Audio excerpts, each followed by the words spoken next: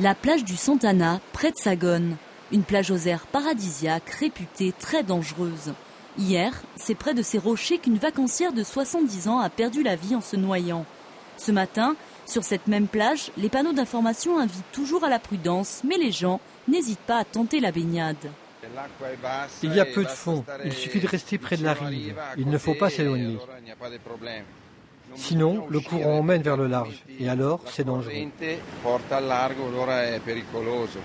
ça se calme, si ça se calme, ce sera possible demain. Mais aujourd'hui, il vaut mieux éviter.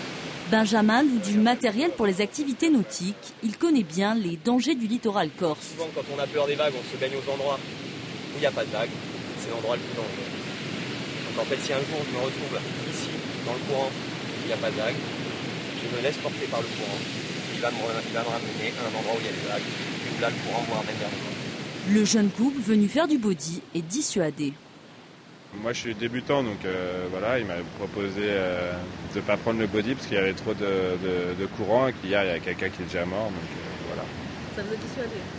Oui, ça m'a un peu dissuadé, oui. L'été, de nombreuses plages de l'île sont surveillées par des sauveteurs gérés par les mairies.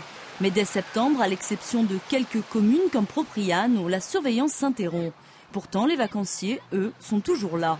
Pour le CrossMed chargé des sauvetages en mer, différents facteurs expliquent ces drames.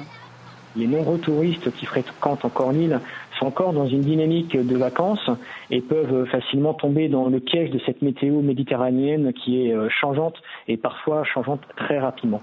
Depuis le mois de juin, 9 personnes ont perdu la vie par noyade dans la région, dont 6 en Corse du Sud.